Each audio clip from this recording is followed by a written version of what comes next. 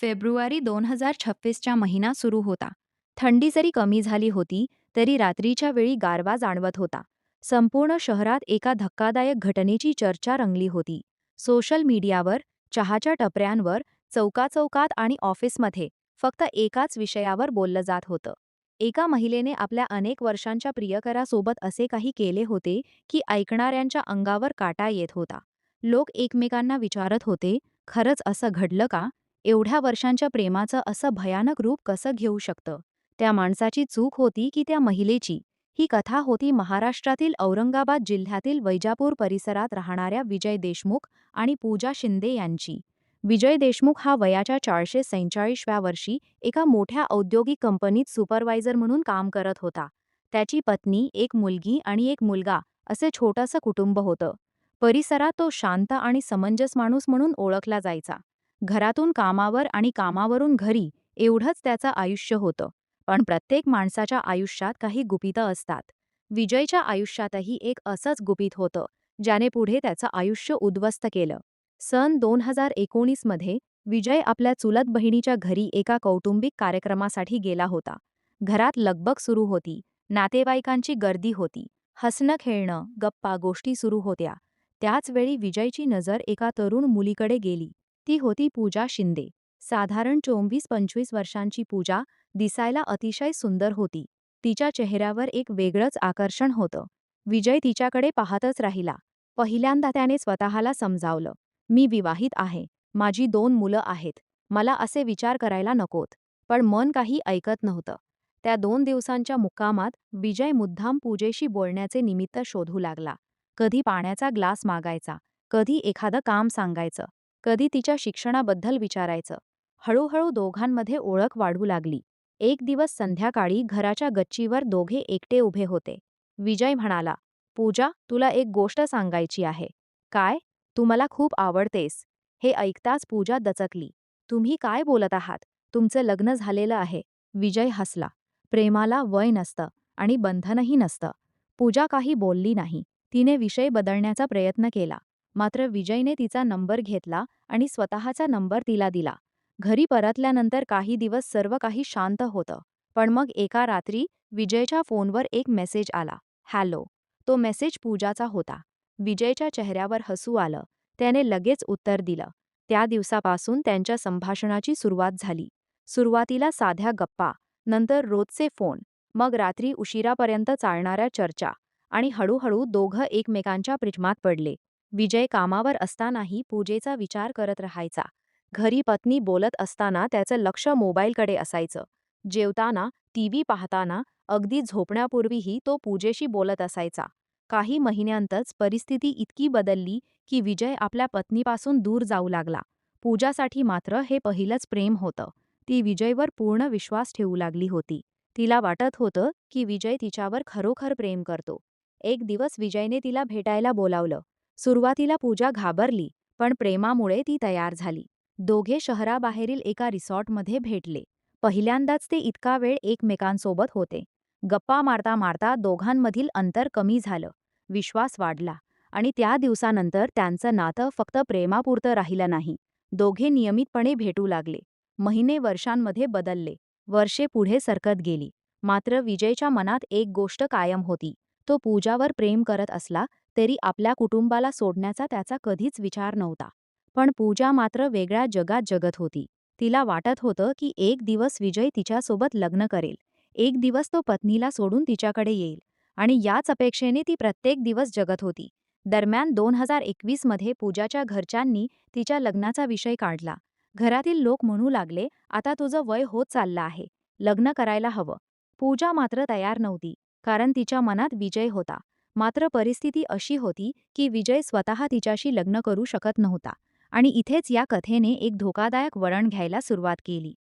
पूजाच्या घरच्यांनी तिच्या लग्नासाठी स्थळं पाहायला सुरुवात केली होती. सुरुवातीला पूजा प्रत्येक स्थळाला नकार देत होती. तिच्या मनात एकच व्यक्ती होती, विजय.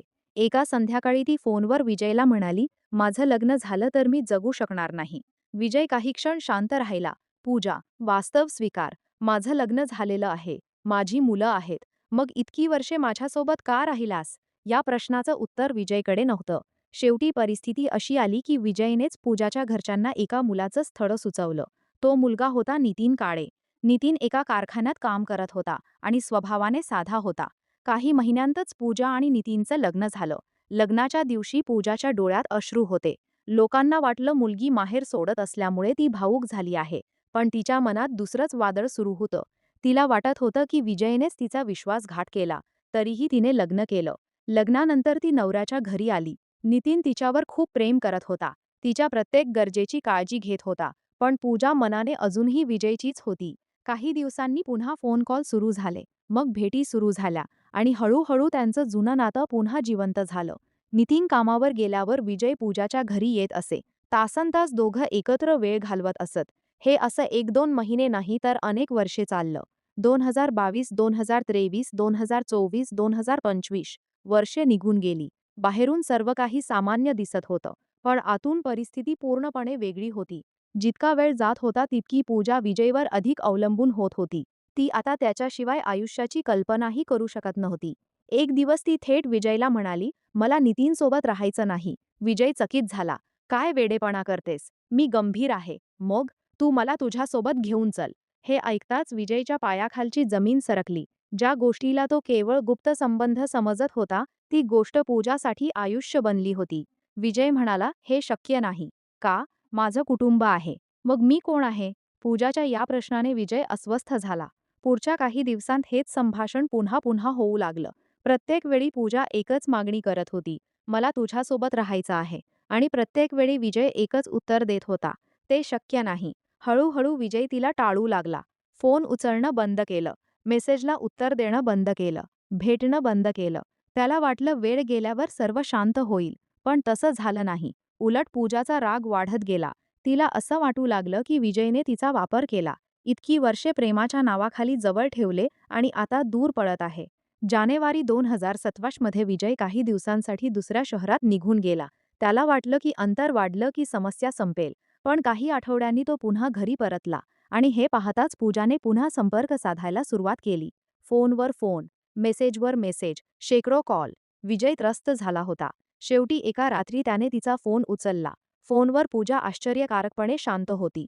ती म्हणाली, "मी आता काही मागणार नाही." विजयने सुटकेचा श्वास घेतला. "खरंच?" "हो." "मग?" "फक्त एकदा भेट." "कशासाठी?" "इतकी वर्षे एकत्र होतो. शेवटची एक भेट." विजय काही वेळ विचार करत राहिला आणि मग तयार झाला. त्याला कल्पनाही नव्हती की तो आपल्या आयुष्यातील सर्वात मोठी चूक करत आहे.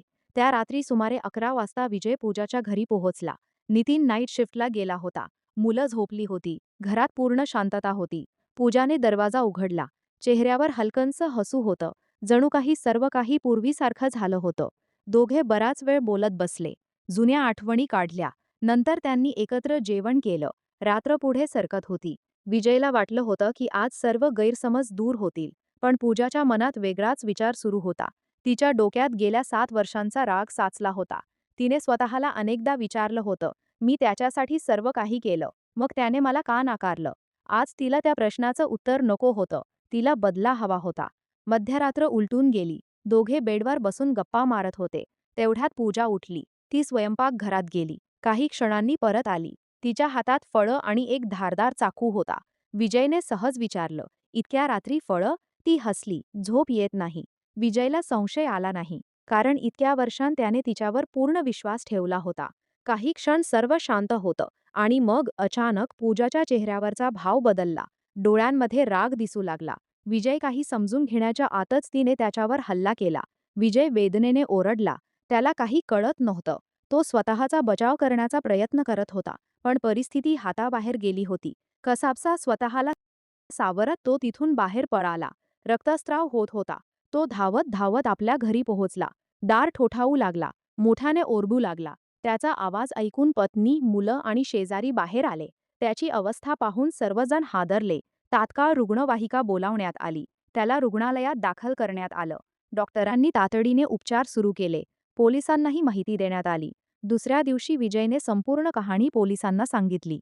तपास सुरू झाला. सीसीटीव्ही फुटेज, कॉल रेकॉर्ड्स आणि इतर पुरावे तपासण्यात आले. हळूहळू संपूर्ण सत्य समोर आलं. पोलीस जेव्हा पूजाच्या घरी पोहोचले तेव्हा ती तिथे नव्हती. घराला कुलूप होतं. ती मुलांना घेऊन निघून गेली होती. तिचा शोध सुरू झाला. दुसरीकडे विजयवर उपचार सुरू होते. डॉक्टरांनी त्याचा जीव वाचवला, पण मानसिक जखमा कोणताही डॉक्टर भरून काढू शकत नव्हता. अनेक वर्षे चाललेलं गुप्त नातं एका भीषण रात्रीत संपलं होतं. ज्याला विजयने केवळ एक संबंध समजलं होतं, ते पूजासाठी तिचं संपूर्ण आयुष्य बनलं होतं. आणि जेव्हा त्या आयुष्याचा पाया कोसळला, तेव्हा त्यातून जन्म झाला रागाचा, सूडाचा आणि विनाशाचा. ही घटना एक गोष्ट शिकवून जाते: विश्वासावर उभं राहिलेलं नातं जेव्हा